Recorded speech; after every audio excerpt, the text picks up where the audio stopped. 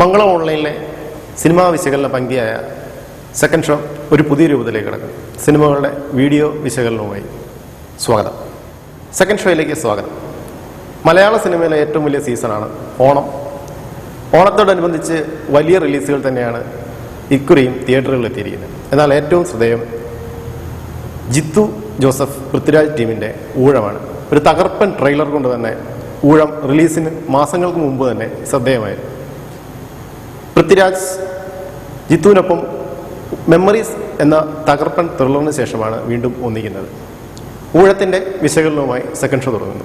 ഊഴത്തെക്കുറിച്ചുള്ള first impression: ഊഴം ഒരു decent ത്രില്ലറാണ്. സമർത്ഥമായ തിരക്കഥയും ജിത്തുവിൻ്റെ വ്യത്യസ്തമായ അവതരണവും കൊണ്ട് ഒരു പ്രതികാര കഥയെ, അല്പം ഹെവി ആണെങ്കിൽ തന്നെയും ഒരു പ്രതികാര കഥയെ തിയേറ്ററിലെത്തുന്ന പ്രേക്ഷകർക്ക് സംതൃപ്തി നൽകുന്ന രീതിയിൽ അവതരിപ്പിക്കുന്ന ചിത്രം. പ്രതികാരത്തിൻ്റെ പറഞ്ഞു പഴകിയ പ്രമേയമാണെങ്കിൽ തന്നെ ആഖ്യാനിക്കത്തിന് ഉപയോഗിക്കുന്ന സങ്കേതങ്ങളും അത് പറയുന്ന രീതിയും ഊഴത്തെ ഒരു മികച്ച ത്രില്ലറാക്കി മാറ്റുന്നുണ്ട്. ഊഴം ജിത്തുവിൻ്റെ 7ാം ഊഴമാണ്. മലയാള സിനിമയിൽ ഇന്നുള്ളതിലേക്കും ഏറ്റവും മികച്ച ത്രില്ലർ സംവിധായകൻ എന്ന നിലയിലേക്ക് ജിത്തു വളർന്നു കഴിഞ്ഞു. ജിത്തു ചെയ്യുന്ന 4ാമത്തെ ത്രില്ലർ ചിത്രമാണ് ഊഴം. ആദ്യത്തേത് ഡിറ്റക്റ്റീവ് എന്ന ജിത്തുവിൻ്റെ പ്രഥമ ചിത്രം തന്നെയായിരുന്നു. അതിനുശേഷം മെമ്മറീസ്, പിന്നീട് മലയാളത്തിൽ സർവകാല റെക്കോർഡ് തീർത്ത ദൃശ്യം. സാധാരണ സിനിമകളും ജിത്തു ചെയ്തിട്ടുണ്ട്. Mummy and me, my boss, life of Josutty തുടങ്ങിയ സിനിമകൾ. എന്നാൽ ഈ സിനിമകളിലൊക്കെ ജിത്തു ഒരു സാധാരണ സംവിധായകനാണ് നമുക്ക് അനുഭവപ്പെടുന്നത്. പക്ഷേ ത്രില്ലർ ചിത്രങ്ങളിലെത്തുമ്പോഴേക്കും അദ്ദേഹം ഒരു എക്സ്ട്രാ ഓർഡിനറി സംവിധായകനാകുന്നുണ്ട്. ഊഴവും അതുപോലെ എക്സ്ട്രാ ഓർഡിനറി ആയ ഒരു സിനിമയാണ്. അല്പം ഹെവിയൊക്കെയാണ് സിനിമ. ജിത്തുവിൻ്റെ മുൻ സിനിമകളായ മെമ്മറീസ് അല്ലെങ്കിൽ ദൃശ്യം, ഇവ പോലെ പഴുതടച്ച ഒരു സ്ക്രിപ്റ്റ് ഒന്നുമില്ല. പക്ഷേ ആ സിനിമയെ എൻഗേജിങ് ആക്കുന്നതിൽ ജിത്തുവിനെ കൗശലം വിജയിച്ചിട്ടുണ്ട് എന്ന് തന്നെ വേണം ഊഴം കണ്ടു കഴിയുമ്പോൾ നമുക്ക് മനസ്സിലാക്കേണ്ടത്. റിവെഞ്ച് ഡ്രാമ എന്ന കാറ്റഗറിയിൽ പെടുത്താവുന്ന സിനിമയാണ് ഊഴം. പ്രതികാര സിനിമകൾ നമ്മൾ നിരവധി കണ്ടിട്ടുണ്ട്. നിരവധി മലയാള സിനിമയിലും ആവർത്തിച്ചിട്ടുണ്ട്. പ്രതികാര സിനിമയിൽ കൊണ്ടുവരാൻ പറ്റുന്ന പുതുമ എന്ന് പറഞ്ഞാൽ പ്രതികാരത്തിന് കാരണമാകുന്ന സംഭവം, പിന്നീട് പ്രതികാരം ചെയ്യുന്ന രീതി, ഇത് രണ്ടിലുമാണ് നവനീതത കൊണ്ടുവരാൻ പറ്റുന്നത്. ഊഴത്തിൽ ഇത് രണ്ടും കൃത്യമായി വളരെ ഇംപ്രസീവായി ചെയ്യുന്നുണ്ട് എന്ന് വേണം പറയാനായിട്ട്. മുൻ സിനിമ ജിത്തുവിൻ്റെയും മുൻ ത്രില്ലർ സിനിമകളെ നോക്കുക. ഡിറ്റക്റ്റീവ്, മെമ്മറീസ്, ദൃശ്യം, ഇതെല്ലാം സ്ലോ ത്രില്ലറുകൾ എന്ന് വേണം വിശേഷിപ്പിക്കാൻ. പയ്യെ തുടങ്ങി എന്നാൽ മുറുകി അവസാനം ഒരു വലിയ സസ്പെൻസ് അവസാനിക്കുന്ന അങ്ങനെ ഒരു സിനിമയല്ല ഊഴം. ഊഴം ആദ്യ സീൻ തൊട്ട് ആക്ഷനാണ്. അത് അവസാന സീൻ വരെ എൻഡ് ടൈറ്റിൽ എഴുതി കാണിക്കുന്നവരെ ആ സസ്പെൻസ് എന്ന് പറയുന്ന എലമെന്റ് സിനിമയ്ക്കുണ്ട്. ഊഴത്തിൻ്റെ പ്ലോട്ടിലേക്ക് വരാം. ഫാർമസ്യൂട്ടിക്കൽ മരുന്ന് കമ്പനികളുടെ മരുന്ന് പരീക്ഷണങ്ങളും കൃത്രിമമായ പകർച്ചവ്യാധി നിർമ്മാണവും വാക്സിൻ വിൽപ്പനയുമൊക്കെയാണ് സിനിമയുടെ അടിസ്ഥാന പ്രമേയം എന്ന് പറയാവുന്നത്. ഇത് പുതുമയുള്ള സംഭവമൊന്നുമില്ല. കമൽഹാസന്റെ ദശാവതാരം അടക്കമുള്ള സിനിമകളിൽ നമ്മൾ കണ്ടിട്ടുള്ള പ്രമേയമാണ്. പക്ഷേ ഊഴം ഒരു പരിധിയിൽ കൂടുതൽ ഈ വാക്സിൻ സംഭവങ്ങളിലേക്കോ അല്ലെങ്കിൽ മരുന്ന് പരീക്ഷണങ്ങളിലേക്കോ ഒന്നും ഫോക്കസ് ചെയ്യുന്നില്ല. ഈ വാക്സിനെതിരെ പോരാടുന്ന ഒരു ഹെൽത്ത് ഇൻസ്പെക്ടർ, അയാളുടെ കുടുംബത്തിനും അയാൾക്കും നേരിടുന്ന ദുരന്തം, അതിന് പ്രതികാരം ചെയ്യാനായി ഹെൽത്ത് ഇൻസ്പെക്ടറുടെ മകനായ വ്യക്തി നടത്തുന്ന പോരാട്ടങ്ങൾ, ഇതൊക്കെയാണ് സിനിമ ഫോക്കസ് ചെയ്യുന്നത്. മെമ്മറീസിലെ മദ്യപനും എന്നാൽ ബ്രില്യൻറ്റുമായ പോലീസ് ഓഫീസറിൽ നിന്നും ഊഴത്തിലേക്ക് എത്തുമ്പോൾ പൃഥ്വിരാജ് ഒരു IIT വിദ്യാർത്ഥിയാണ്. അമേരിക്കയിൽ കൺട്രോൾഡ് എക്സ്പ്ലോഷൻ എന്ന് വെച്ചാൽ കെട്ടിടങ്ങളൊക്കെ വളരെ സമർത്ഥമായി ബോംബ് വെച്ച് തകർക്കുന്ന ജോലിയിൽ ഏർപ്പെട്ടിരിക്കുന്ന ആളാണ് പൃഥ്വിയുടെ സൂര്യ കൃഷ്ണമൂർത്തി. ഈ കൺട്രോൾഡ് എക്സ്പ്ലോഷൻ മലയാളത്തിൽ മുമ്പ് ഒരു സിനിമയിൽ വന്നിട്ടുണ്ട്. ദിലീപ് നായകനായ നാടോടിമന്നൻ എന്ന സിനിമയിൽ. പൃഥ്വിരാജ് പകുതി തമിഴ് മലയാളിയായ എന്ന് വേണമെങ്കിൽ പറയാം. കൃഷ്ണമൂർത്തി എന്ന കോയമ്പത്തൂരിലൊരു ഹെൽത്ത് ഇൻസ്പെക്ടറുടെ മകൻ. ഈ കൃഷ്ണമൂർത്തി അവതരിപ്പിക്കുന്നത് ബാലേന്ദ്ര മേനോനാണ്. ഹാപ്പി ഫാമിലി, അച്ഛൻ, അമ്മ, അനിയത്തി എന്നിവരടങ്ങുന്ന സന്തുഷ്ട കുടുംബം. ഈ സന്തുഷ്ട കുടുംബം വലിയ ഒരു ദുരന്തത്തിലേക്ക് ചെന്നുപെടുന്നു. അതാണ് സിനിമ പറയുന്നത്.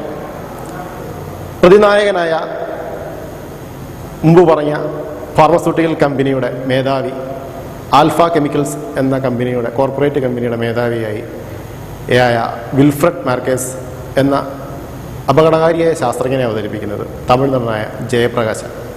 മുഖ്യ കഥാപാത്രമായ പൃഥ്വിരാജിൻ്റെ പിതാവിനെ അവതരിപ്പിക്കുന്ന ബാലേന്ദ്ര മേനോൻ കഴിഞ്ഞു കഴിഞ്ഞാൽ സിനിമയിലെ ഏറ്റവും ശ്രദ്ധേയമായ കഥാപാത്രത്തെ അവതരിപ്പിക്കുന്നത് തമിഴ് നടനായ പശുപതി അവതരിപ്പിക്കുന്ന ക്യാപ്റ്റൻ എന്ന കഥാപാത്രമാണ്. പ്രതിനായകനായ വിൽഫ്രഡ് മാർക്കേസിൻ്റെ അംഗരക്ഷകനായി എത്തുന്ന പശുപതി ഒരു മുൻ ശ്രീലങ്കൻ സൈനിക ഓഫീസറാണ്. ഫഹദ് ഫാസിലിൻ്റെ അയാൾ ഞാനല്ല എന്ന സിനിമയിലൂടെ എത്തിയ ദിവ്യ പിള്ളയാണ് നായിക. ദിവ്യ പിള്ള ആളാകെ മാറിയിട്ടുണ്ട്. അയാൾ ഞാനല്ലയിൽ അത്യാവശ്യം തടിയൊക്കെ ഉണ്ടായിരുന്ന ദിവ്യ പിള്ള മെലിഞ്ഞ് കണ്ടാൽ തിരിച്ചറിയാത്ത ഒരു പുതുമുഖ നടിയെപ്പോലെ തോന്നിക്കുന്നുണ്ട്. പൃഥ്വിരാജിൻ്റെ അനിയത്തിയായി എത്തുന്ന രസ്ന പവിത്രനും തരക്കേടില്ലാത്ത പ്രകടനമാണ് കാഴ്ചവെച്ചിരിക്കുന്നത്. ജിത്തു ജോസഫിൻ്റെ തന്നെ ദൃശ്യത്തിലൂടെ ശ്രദ്ധേയനായ നീരജ് മാധവാണ് അജു എന്ന മറ്റൊരു സുപ്രധാന കഥാപാത്രം അവതരിപ്പിക്കുന്നത്. സാധാരണ ഫ്രീക്കൻ കഥാപാത്രങ്ങളിൽ നിന്നൊക്കെ മാറി നീരജിന് അല്പം സീരിയസ് ആയ വേഷം തന്നെയാണ് ഊഴത്തിൽ ലഭിച്ചിരിക്കുന്നത്.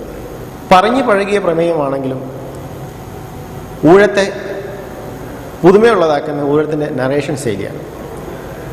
വർത്തമാനകാലത്തിൽ നിന്നും ഫ്ലാഷ് ബാക്കിലേക്ക് വർത്തമാനകാലത്തിലേക്കും എളുപ്പത്തിൽ സ്വിച്ച് ഓവർ ചെയ്യുന്ന ഒരു തരത്തിലുള്ള ആഖ്യാനമാണ് ജിത്തു സ്വീകരിച്ചിരിക്കുന്നത്. സിനിമയുടെ തുടക്കം തന്നെ നായകനെ ഒരു സംഘം ആളുകൾ വേട്ടയാടുന്ന ദൃശ്യത്തോടെയാണ്. അതൊരു പ്രത്യേക പോയിന്റിലെത്തുമ്പോൾ സമർത്ഥമായ എഡിറ്റിങ്ങിലൂടെ സിനിമ ഫ്ലാഷ് ബാക്കിലേക്ക് പോകുന്നു. ഫ്ലാഷ് ബാക്കിനായി ഒരു പ്രത്യേക കഥാപാത്രം പറയുന്ന രീതിയൊന്നും അവലംബിക്കുന്നില്ല.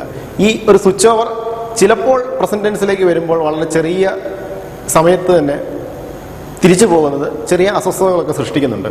ഉത്തമവില്ലൻ അടക്കമുള്ള ഒരുപിടി സിനിമകളിലെ ഛായാഗ്രഹണം നിർവഹിച്ചിട്ടുള്ള ശ്യാംദത്ത് സൈനുദ്ദീനാണ് ഊഴത്തിൻ്റെ ക്യാമറമാൻ. ശ്യാംദത്തിൻ്റെ ദൃശ്യങ്ങൾ ഊഴത്തിൻ്റെ കഥ പറച്ചിൽ ഒരു നിർണായക ഘടകമാണ്. അതുപോലെ തന്നെയാണ് ജിത്തുവിൻ്റെ മുൻ സിനിമകളിൽ തന്നെ സംഗീതം നിർവഹിച്ചിട്ടുള്ള അനിൽ ജോൺസന്റെ സംഗീതം. സിനിമയുടെ ത്രില്ലിംഗ് സ്വഭാവത്തിന് ഒരു ചില്ലിംഗ് എഫക്റ്റ് നൽകാനായിട്ട് അനിൽ ജോൺസന്റെ പശ്ചാത്തല സംഗീതത്തിനും കഴിഞ്ഞിട്ടുണ്ട്. ഓഗസ്റ്റ് 2-ാം തീയതി ആരും മറന്നു കാണത്തില്ല.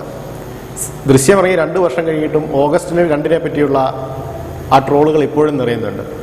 സിനിമയുടെ ഒരു വലിയ ബുദ്ധിപരമായ ഇടപെടലുകൾ മുമ്പും ജിത്തുവിൻ്റെ സിനിമകളിൽ കണ്ടിട്ടുണ്ട്, മെമ്മറീസിലും ഡിറ്റക്റ്റീവിലും. എന്നാൽ അത്തരത്തിലുള്ള അഴിയാ കഥകളോ വലിയ നമ്മൾ ആലോചിച്ച് തലമുണ്ടാക്കേണ്ട തരത്തിലുള്ള ചിന്തകൾക്കൊന്നും ഊഴം ശ്രദ്ധിക്കുന്നില്ല. അതായത് പഴുതടിച്ച ഒരു തിരക്കഥയൊന്നുമല്ല ഊഴത്തിൻ്റേത്. നിരവധി ലൂപ്പ് കോളുകൾ നമുക്ക് കണ്ടെത്താൻ പറ്റും.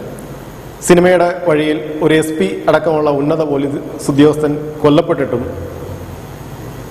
പകർച്ചവ്യാധിയുടെ പേരിൽ ആയിരങ്ങൾ മരിച്ചിട്ടും ഒരു വ്യാപകമായ പോലീസ് അന്വേഷണമോ ഒന്നും നടക്കുന്നില്ല. ഒരു ഫാർമസ്യൂട്ടിക്കൽ കമ്പനിയുടെ മേധാവി വേട്ടയാടപ്പെടുമ്പോൾ അതിനെപ്പറ്റിയും കാര്യമായ പോലീസ് ഇടപെടലുകളൊന്നും ഉണ്ടാകുന്നില്ല. അത് സിനിമയുടെ ഒരു വലിയ ഡ്രോബാക്ക് തന്നെയാണ്.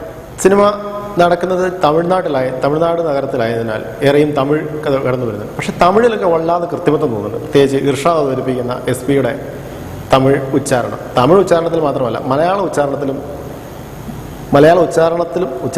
സംഭാഷണത്തിലും കാര്യമായ തകരാറുകളുണ്ട്. അച്ചടി ഭാഷയാണ് വളരെ കൃത്യമായി പലയിടങ്ങളിലും ഉപയോഗിക്കുന്നത്. വളരെ നാടകീയമായി തോന്നുന്നുണ്ട് ചില രംഗങ്ങൾ. എല്ലാ രംഗങ്ങളിലും ആണെന്നല്ല, ചില രംഗങ്ങളിൽ പ്രത്യേകിച്ച് കാര്യങ്ങളൊക്കെ അവതരിപ്പിക്കുമ്പോൾ നമുക്ക് മനസ്സിലാകാനുള്ള എളുപ്പത്തിൽ അവതരിപ്പിക്കുന്നതാകാം. പക്ഷേ സ്വാഭാവികമായിട്ട് അതൊക്കെ ഒരു 10 വർഷം മുമ്പത്തെ മലയാള സിനിമയുടെ രീതിയാണ്. ജിത്തു ആ ശൈലി ഇനിയെങ്കിലും മാറ്റേണ്ടതാണ്. കുറഞ്ഞ പക്ഷം ഒരു മികച്ച സംഭാഷണം എഴുത്തുകാരനെങ്കിലും സമീപിക്കേണ്ടതാണ്. ത്രില്ലർ സിനിമകളെ സംബന്ധിച്ച് ഏറ്റവും നിർണായക ക്ലൈമാക്സാണ്. റിലീസിന് മുമ്പ് അണിയറക്കാർ പറഞ്ഞതുപോലെ സസ്പെൻസ് ആദ്യത്തെ 10 മിനിറ്റ് കൊണ്ട് തന്നെ പൊളിയുന്നുണ്ട്. സിനിമയുടെ അവസാനം വരെ പ്രേക്ഷകന് ആകാംക്ഷ ഉണ്ടെങ്കിലും കാര്യമായ സസ്പെൻസുകളൊന്നും എന്ത് സംഭവിക്കും എന്ന് നമുക്കും തന്നെ ധാരണയാണ്. എങ്കിലും ക്ലൈമാക്സിലേക്ക് എത്തുമ്പോൾ സിനിമ സംതൃപ്തി നൽകുന്ന അനുഭവമാണ്. ക്ലൈമാക്സിൽ എന്താണ് സംഭവിച്ചത് എന്ന് സംബന്ധിച്ച് ഒരു കൺഫ്യൂഷൻ ചിലപ്പോൾ കാഴ്ചക്കാരനുണ്ടായിരിക്കാം. പക്ഷേ ജിത്തു വളരെ ബ്രില്യൻ്റ് ആയിട്ടാണ് ക്ലൈമാക്സ് എക്സിക്യൂട്ട് ചെയ്തത് എന്ന് തന്നെയാണ് സെക്കൻഡ് ഷോയ്ക്ക് പറയാനുള്ളത്. കൂടുതൽ വെളിപ്പെടുത്തിയാൽ സിനിമയുടെ സസ്പെൻസ് പൊളിയുമെന്നുണ്ട്. തൽക്കാലം അതിനെക്കുറിച്ച് പറയുന്നില്ല. ഏതായാലും സിനിമയുടെ ഫൈനൽ വെർഡിക്റ്റ് 2.5 മണിക്കൂറോളം തിയേറ്ററിൽ ആകാംക്ഷയോടെ ഇരിക്കാൻ പറ്റിയ ചിത്രമെന്ന് തന്നെയാണ്. മറ്റൊരു ചിത്രത്തിൻ്റെ വിശേഷവുമായി വരുന്നതുവരെ സെക്കൻഡ് ഷോ ഇവിടെ പറയും. നന്ദി, നമസ്കാരം.